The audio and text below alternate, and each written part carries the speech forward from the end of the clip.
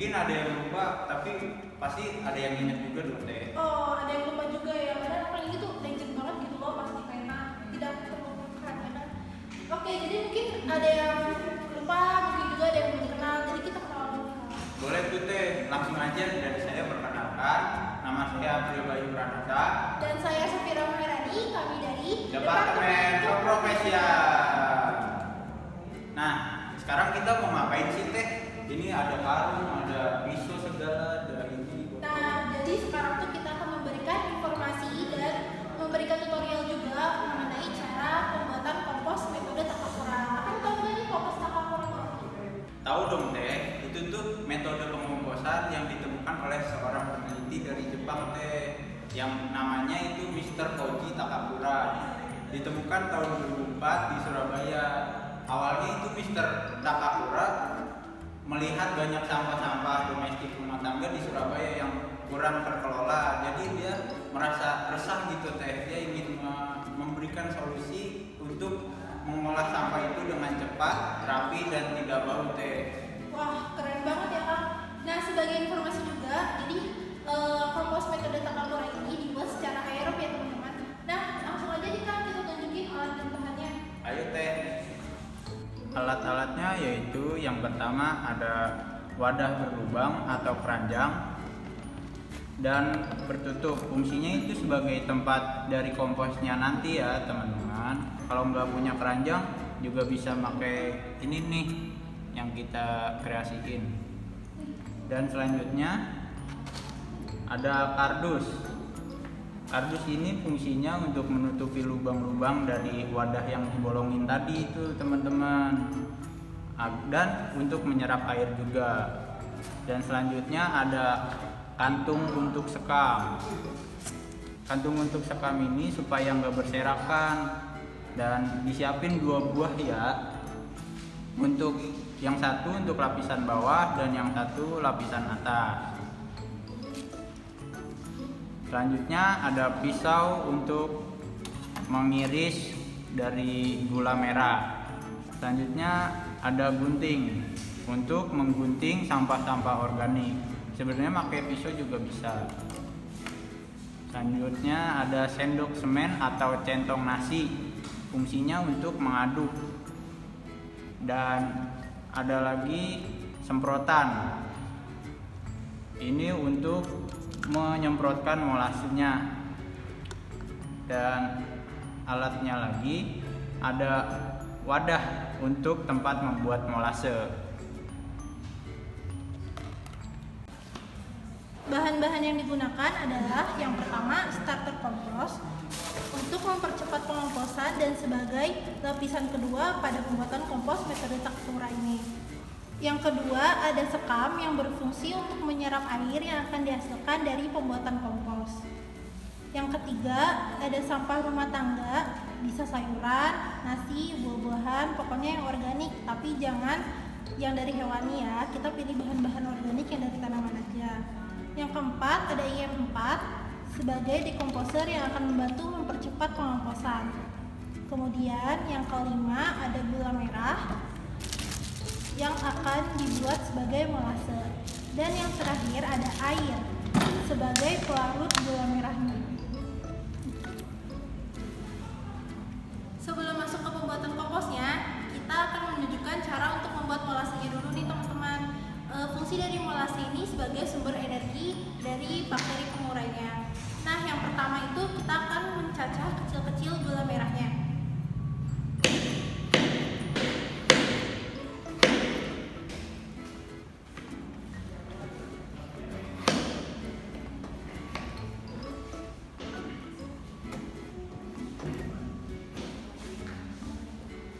Nah, pas sudah dicacah kecil-kecil kayak gini, kita masukin ke dalam baskom.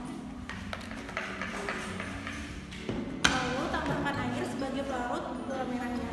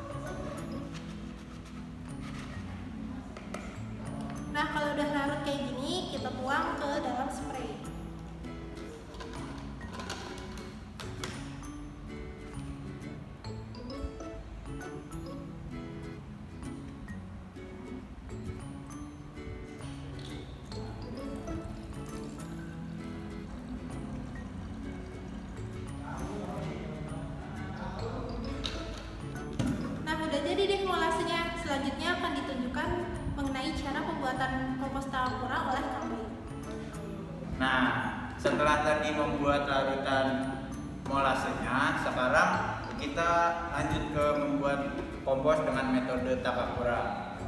Pertama-tama kita sediakan dulu alat bahannya dan wadah berlubang tentunya. Dan juga kita masukkan kardus untuk menjaga sirkulasi dan menyerap air yang keluar dari sampah nanti. Lalu setelah itu kita masukkan sekam atau bantalan sekam yang sudah kita masukkan ke wadah.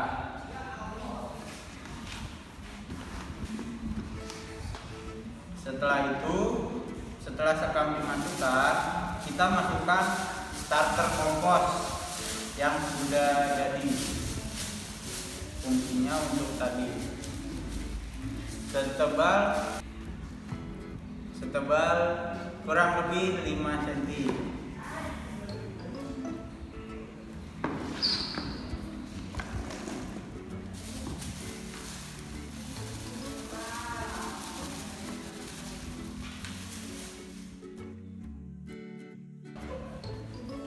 Habis itu kita masukkan pemeran utamanya, yaitu sampah organik dapur. Sampah dimasukkan lalu diaduk-aduk dengan kompos yang tadi.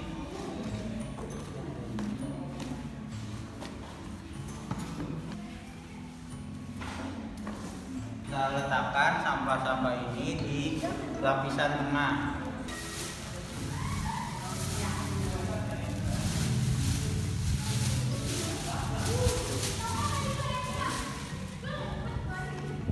Nah, setelah itu kita masukkan mikrobakteri pendukung atau IM4 sebanyak 10 ml atau 1 tutup botol ini.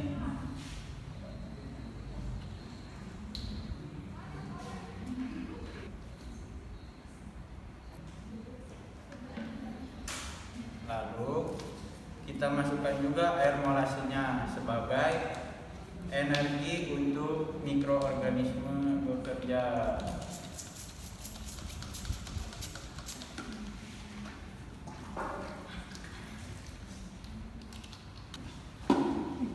Langkah terakhir, kita tutup lagi menggunakan bantalan sekam untuk menyerap bau-bau yang ada.